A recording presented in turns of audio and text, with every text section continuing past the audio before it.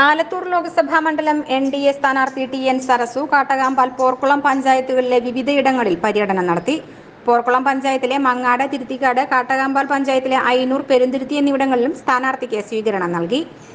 അപ്പോൾ അത് നമുക്കറിയാം, ഒരുപാട് കാര്യങ്ങൾ അവർക്ക് വേണ്ടി ചെയ്യാനുണ്ട്. നമ്മൾ ഇത്രയും അവസരങ്ങളൊക്കെ മറ്റുള്ള ആൾക്കാർ ഒക്കെ ഭരിക്കാൻ കൊടുത്തു, ഒന്നും ചെയ്തിട്ടില്ല. ഇതൊക്കെ വേണം പറഞ്ഞ് മനസ്സിലാക്കാനായിട്ട്.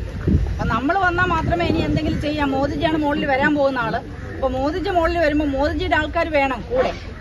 അപ്പോഴാണ് നമുക്ക് എന്തെങ്കിലും ഇവിടെ ചെയ്യാനായിട്ട് സാധിക്കുക. അല്ലാതെ ഇവിടുന്ന് കമ്മ്യൂണിസ്റ്റുകാരോ കോൺഗ്രസ്സുകാരോ ഒന്നും MP ആയിട്ട് പോയിട്ട് പ്രത്യേകിച്ച് ഒരു കാര്യം ഉണ്ടാകാനായിട്ട് പോകുന്നില്ല.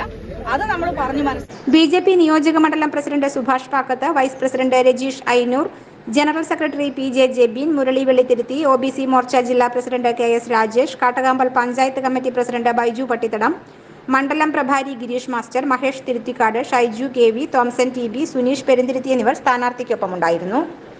News fact, Kunnamkulam.